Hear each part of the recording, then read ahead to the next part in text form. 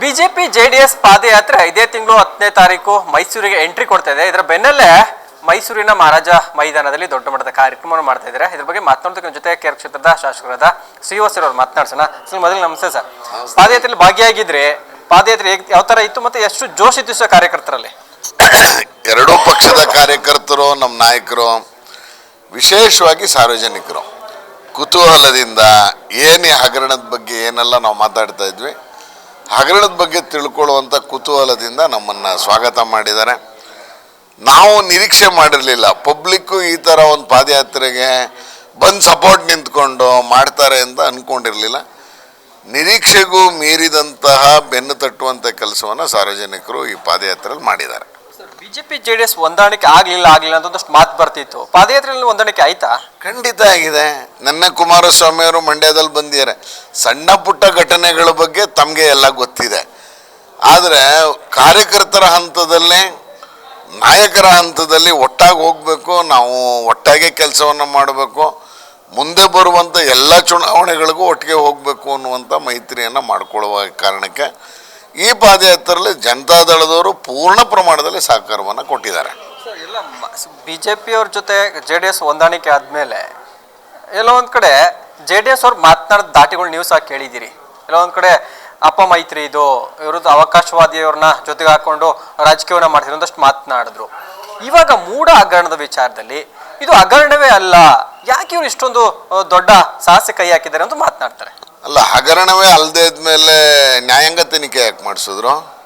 ಯಾಕೆ one man ಕಮಿಷನನ್ನು appoint ಮಾಡಿದ್ರು? ಯಾಕೆ ವೆಂಕಟಾಚಲಪತಿ ಹತ್ರ ಫೈಲ್ ಎತ್ಕೊಂಡು ಹೋದ್ರು? ಯಾಕೆ ಅದಾದ ಮೇಲೆ ನಾವು ತನಿಖೆ ಮಾಡ್ತೀವಿ ಅಂಥೇಳಿ ಇಲ್ಲಿ IAS ಆಫೀಸರ್ಸ್ನ ಬಿಟ್ಟು ರೂಮ್ ಯಾಕೆ ಸೀಸ್ ಮಾಡಿಸಿದ್ರು? ಯಾಕೆ ಅರ್ಗನ್ ಯಾಕೆ ಮೆತ್ತಿದ್ರು ರೂಮ್ಗಳಿಗೆ, ಬೀಗಗಳಿಗೆ? ಹಗರಣ ಆಗಿದೆ ಅಂತ ಒಪ್ಕೊಂಡು ಆಗೋಗಿದೆಯಲ್ಲ, ಒಪ್ಕೊಂಡಿದ್ದಕ್ಕೆ ತಾನೇ ಇಷ್ಟು ಮಾಡಿರೋದು ನೀವು. ಇಲ್ಲ ಅಂದಿದ್ರೆ 2006 ಯಾಕೆ 90ರಿಂದನೇ ಮಾಡಿಸಿ. ಮೂಡ ಅಂತ ಯಾವಾಗ ಹೆಸರಾಯಿತು, ಯಾವಾಗ ಸಿಟಿ ಇಂಪ್ರೂವ್ಮೆಂಟ್ ಟ್ರಸ್ಟ್ CITBಯಿಂದ ಮೂಡ ಅಂತ ಪರಿವರ್ತನೆ ಆಯಿತು, ಮೂಡದಿಂದನೇ ತನಿಖೆ ಮಾಡಿಸಿ. ನಿಮ್ಮ ಹತ್ರ ತಪ್ಪಾಗಿದೆ, ಹಗರಣ ಆಗಿದೆ ಅಂತ ಹೇಳಿರುವ ಕಾರಣಕ್ಕೆ ನೀವು ನ್ಯಾಯಾಂಗ ತನಿಖೆಯನ್ನು ಮಾಡ್ತಾ ಇರೋದು.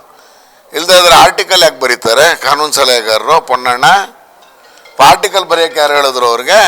ವಿಜಯ ಕರ್ನಾಟಕದಲ್ಲಿ ಕೇಳಿದ್ರಾ?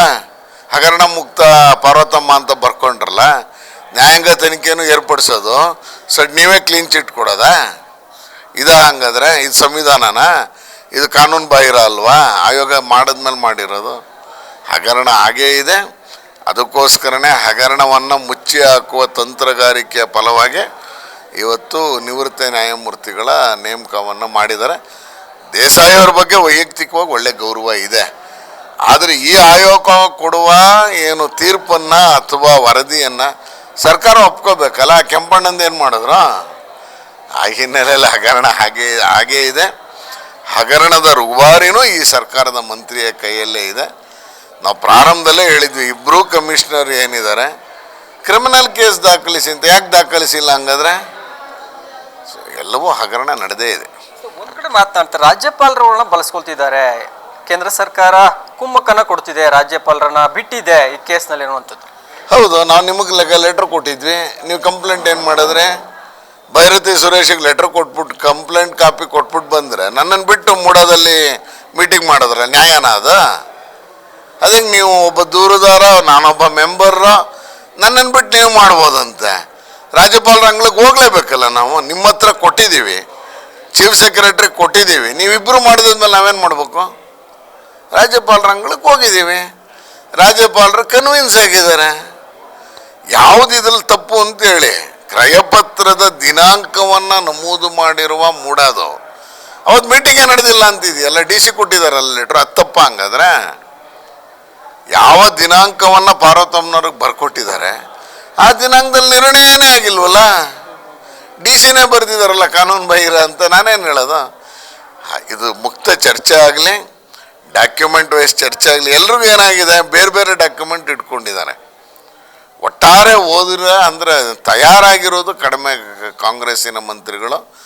ಆ ಹಿನ್ನೆಲೆಯಲ್ಲಿ ಮುಖ್ಯಮಂತ್ರಿಗಳನ್ನು ಮುಂದಿಟ್ಕೊಂಡು ಮಿಕ್ಕದವರು ರಕ್ಷಣೆ ಮಾಡುವಂಥ ಪ್ರಯತ್ನವನ್ನು ಮಾಡ್ತಾ ಇದ್ದಾರೆ. ಪದೇ ಪದೇ ಯಾಕೆ ಸಿದ್ದರಾಮಯ್ಯ ಹೆಸರು ತಗೋತಿದ್ದಾರೆ ಇದರಲ್ಲಿ ಈ ಒಂದು ಪ್ರಕರಣದಲ್ಲಿ? ಯಾಕೆ ಸಿದ್ದರಾಮಯ್ಯನವ್ರ ಹೆಸರಿಲ್ಲ ಇದರಲ್ಲಿ? ಸಿದ್ದರಾಮಯ್ಯ ಹೆಂಡತಿ ಹೆಸರಿದೆ, ಯಾಕೆ ಸಿದ್ದರಾಮಯ್ಯ ಟಾರ್ಗೆಟ್ ಮಾಡ್ತಿದ್ದಾರೆ ಅನ್ನೋದು ಮಾತು ಕುಟುಂಬ ಅಲ್ವಾ ಸರ್ ಇದು? ಯಾವತ್ತೂ ಅಷ್ಟೇ, ಮುಖ್ಯಮಂತ್ರಿಗಳ ಕುಟುಂಬ ಪರಿವಾರ.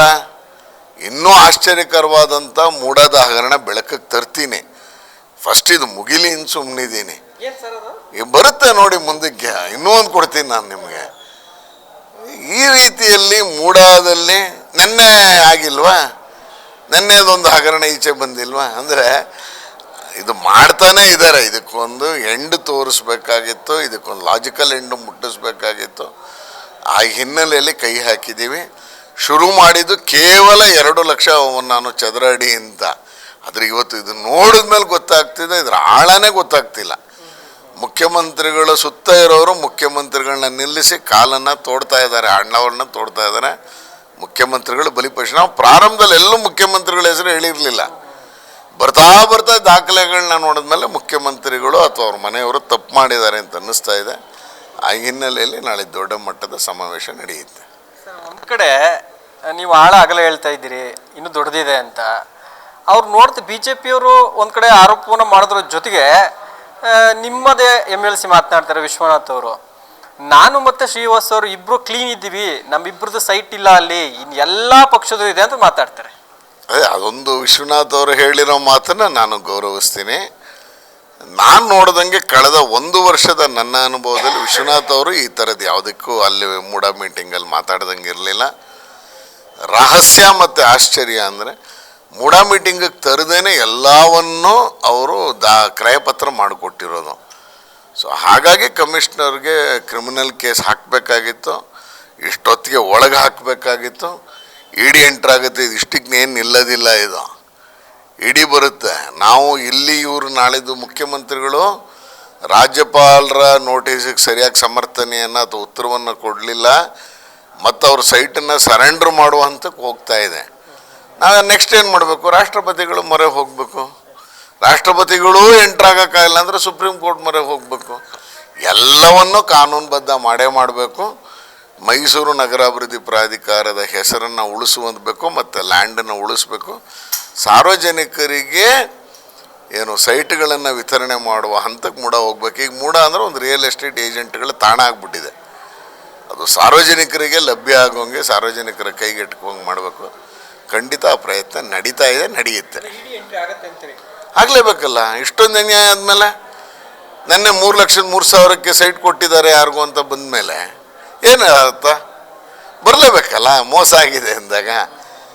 ಸೊ ಹಾಗೆ ಆಗುತ್ತೆ. ಇದು ಒಟ್ಟು ಮೌಲ್ಯಮಾಪನ ಮಾಡಿದಾಗ ಇದು 4,000 5,000 ಕೋಟಿ, 4,000 5,000 ಕೋಟಿ ಅಂದರೆ 30 ಕೋಟಿ ಮೇಲಾದರೆ ಇಡೀ ಬರಲೇಬೇಕು. ಬರುತ್ತೆ ಅಂತ ಬರಲೇಬೇಕು, ತರಿಸ್ಬೇಕು ನಾವು. ಇವ್ರು ಎಲ್ಲೂ ಮಾಡಲಿಲ್ಲ ಅಂದರೆ ನಾವು ಇಡೀ ಎಂಟ್ರಿ ಆಗೋವಂಗೆ ಮಾಡಲೇಬೇಕು. ಆ ಎಲ್ಲ ಕಾನೂನಾತ್ಮಕ ಪ್ರಕ್ರಿಯೆಗಳು ನಡೆಯುತ್ತೆ. BJP JDS ಹೊಂದಾಣಿಕೆ ಕಾಂಗ್ರೆಸ್ ಬೊಗ್ಗುತ್ತೆ ಅಂತೀರಾ ಪಾದಯಾತ್ರೆ ಹಿನ್ನೆಲೆಯಲ್ಲಿ?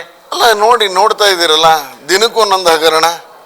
ಅಲ್ಲಿ ಒಬ್ಬ PSI 30 ಲಕ್ಷ, ಅವನು ಹಾರ್ಟ್ ಅಟ್ಯಾಕ್ ಆಗೋದಾ? ನೆನ್ನೆ ಒಬ್ಬ ಸಬ್ ಇನ್ಸ್ಪೆಕ್ಟ್ರು ಮೊನ್ನೆ ಬೆಂಗಳೂರಲ್ಲಿ ಸೂಸೈಡ್ ಮಾಡ್ಕೋತಾರೆ. ಇನ್ನೊಬ್ಬ ಅಧಿಕಾರಿ ಕೋರ್ಟ್ ಮುಂದೆ ಅಂಗಲಾಚ್ತಾರೆ, ನಂಗೆ ರಕ್ಷಣೆ ಕೊಡಿ ಅಂತ. ಎಲ್ಲಿದೆ ಹಂಗಾದ್ರೆ? ಎಲ್ಲಿದೆ ನ್ಯಾಯ? ಇದಿಷ್ಟು 3 ಕೇಸು ಸಾಕಲ್ಲ ಸರ್ಕಾರಿ ಅಧಿಕಾರಿ. ಒಬ್ಬ ಸತ್ತಿದ್ದರ ಕಾರಣಕ್ಕೆ ಚಂದ್ರಶೇಖರ್ ಆತ್ಮಹತ್ಯೆ ಮಾಡ್ಕೊಂಡಿದ್ದರ ಕಾರಣಕ್ಕೆ ವಾಲ್ಮೀಕಿ ಹಗರಣ ಹೊರಗೆ ಬಂತು. ಇಲ್ದಿರ ಎಲ್ಲಿ ಬರೋದು? ಅದ್ಯಾವುದೋ ತೆಲಂಗಾಣದ ಬ್ಯಾಂಕಿಗೆ ಹೋಯ್ತಲ್ಲ ದುಡ್ಡು, ಬ್ಯಾಂಕಿಗೆ, ಚಿನ್ನದ ಅಂಗಡಿಗೆ, ಎಣ್ಣೆ ಅಂಗಡಿಗೆಲ್ಲ ಹೋಯ್ತಲ್ಲ, ಎಲ್ಲಿ ಬರೋದು? ಅದ ರತ್ನಾಕರ ಬ್ಯಾಂಕು ಬರ್ತಾನೆ ಇರಲಿಲ್ಲ ಹೊರಗಡೆ ಅದು. ಸೊ ಒಬ್ಬ ನಿಜಕ್ಕೂ ಆತ್ಮಹತ್ಯೆ ಮಾಡ್ಕೊಂಡಿದ್ದರ ಕಾರಣಕ್ಕೆ ವಾಲ್ಮೀಕಿ ಹಗರಣ ಬಂತು. ಇದರಲ್ಲಿ ಭೈರತಿ ಸುರೇಶ್ ಅವರು ಸರಿಗೆ ಆ್ಯಕ್ಟ್ ಮಾಡದೇ ಇರೋ ಕಾರಣಕ್ಕೆ, ಕಾನೂನು ಪ್ರಕ್ರಿಯೆಯನ್ನು ಸರಿಗೆ ನಡೆಸದೇ ಇರೋ ಕಾರಣಕ್ಕೆ ನಗರಾಭಿವೃದ್ಧಿ ಸಚಿವರು ಮುಖ್ಯಮಂತ್ರಿಗಳ ತಲೆದಂಡಕ್ಕೆ ಬಂದಿದೆ. ಮಾಡಿದ್ರೆ ಇದು ಇಷ್ಟು ಹಗರಣ ಹೊರಗೆ ಬರ್ತಿರಲಿಲ್ಲ. ಭೈರತಿ ಸುರೇಶ ಕಾರಣ ಮುಖ್ಯಮಂತ್ರಿಗಳನ್ನ ಇಕ್ಕಟ್ಟಿಗೆ ಶಿಕ್ಷಿರೋದ್ರಲ್ಲೇ. ಒಂದಾದರೂ ಕಾನೂನು ಕ್ರಮ ಅವರು ಮಾಡಿದ ರೆಕಮೆಂಡೇಶನ್ನು ತಾಂತ್ರಿಕ ಸಮಿತಿ ಟೆಕ್ನಿಕಲ್ ಕಮಿಟಿ ರಿಪೋರ್ಟ್ 170 ಪೇಜ್ ಇದೆ. 170 ಪೇಜು ವರದಿಯನ್ನು ಮಾಡಿದ್ದಾರೆ. ಎಲ್ಲರೂ ಬಯಲಿಗೆಳೆದಿದ್ದಾರಲ್ಲ. ಏನು ಅಷ್ಟು ಸುಲಭ ಏನಿಲ್ಲ ಸರ್, ತಪ್ಪಿಸ್ಕೊಳಕ್ಕಾಗಲ್ಲ ಇವರು. ನೀವು 10ನೇ ತಾರೀಕು ಮಾಡ್ತಿದ್ದೀರಿ, ಕಾಂಗ್ರೆಸ್ ಅವರು 9ನೇ ತಾರೀಕಿಗೆ ಕಾರ್ಯಕ್ರಮ ಮಾಡಿ ಒಂದು ಎಚ್ಚರಿಕೆಯನ್ನು ಕೊಡೋ ಪ್ರಯತ್ನ ಮಾಡ್ತಿದ್ದಾರೆ. ನಿಮ್ಮ ಅಂದರೆ ಬಿಜೆಪಿ ಮತ್ತು ಜೆಡಿಎಸ್ ಒಂದನೇ ಎಷ್ಟು ಕಾರ್ಯಕರ್ತರು ಸೇರ್ಬೋದು ನಿರೀಕ್ಷೆ ಇದೆ ಸರ್? ಸುಮಾರು 1 ಲಕ್ಷ ಸೇರಿಸ್ಬೇಕು ಅಂತ ಆಗಿದೆ. ಅದಕ್ಕಾಗಿ ಎಲ್ಲ ತಯಾರಿಗಳು ಮಾಡ್ತಾ ಇದ್ದೀವಿ. ವಾಹನಗಳನ್ನ ಕಳಿಸ್ಬೇಕು, ಕಾರ್ಯಕರ್ತರು ಬನ್ನಿ ಈ ಹೋರಾಟಕ್ಕೆ ಅಂತ ಕರಿಬೇಕು. ಮುಖ್ಯಮಂತ್ರಿಗಳ ಮತ್ತು ಕಾಂಗ್ರೆಸ್ ಸರ್ಕಾರದ ಭ್ರಷ್ಟ ಹಗರಣವನ್ನು ಹೊರಗಿಳಿತಾ ಇದ್ದೀವಿ, ಬನ್ನಿ ಅಂತ ಹೇಳಬೇಕು. ಅವ್ರು 9ನೇ ತಾರೀಕು 21 ಕೇಸ್ಗಳನ್ನ 21 ಕೇಸ್ಗಳ ಬಗ್ಗೆ ಎತ್ಕೊಂಡಿದ್ದಾರೆ. ಅದಕ್ಕೆ 1.5 ವರ್ಷ ಆಗಬೇಕಾಗಿತ್ತು, ನಿಮಗೆ ಮಾಡ್ಬೋದಾಗಿತ್ತಲ್ಲ ಡೇ 1ನಿಂದ.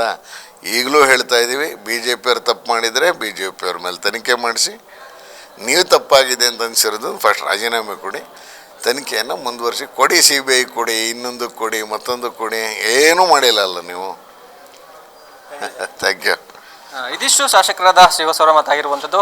ನಾವು ಸಹ ದೊಡ್ಡ ಮಟ್ಟದ ಕಾರ್ಯಕ್ರಮ ಮಾಡ್ತಿದ್ವಿ. ನಮಗಿಂತ ಮುಂಚೆ 9ನೇ ತಾರೀಕು ಅವರು ಸಹ ಕಾರ್ಯಕ್ರಮ ಮಾಡ್ತಿದ್ದೆ. ನಾವು ಸಹ ಕಾರ್ಯಕರ್ತನ ಸೇರಿಸುವ ಪ್ರಯತ್ನಗಳನ್ನು ಮಾಡ್ತಿದ್ವಿ. ಜೊತೆಗೆ ಒಂದು ಕಡೆ ಇದು ತಾರ್ಕಿಕ ಅಂತ್ಯಕ್ಕೆ ಬರದೇ ಹೋದರೆ ಸಹ ಇಡಿ ಮೊರೆ ಹೋಗೋ ಪ್ರಯತ್ನಗಳು ಸಹ ಮಾಡ್ತೀವಿ ಅಂತ ಮಾತುಗಳನ್ನ ಹೇಳ್ತಾರೆ. ಕ್ಯಾಮ್ರಾಮನ್ ನಿತ್ಯ ಜೊತೆ ಬೇರೆಗೌಡ, ನನ್ನವರ ನ್ಯೂಸ್, ಮೈಸೂರು.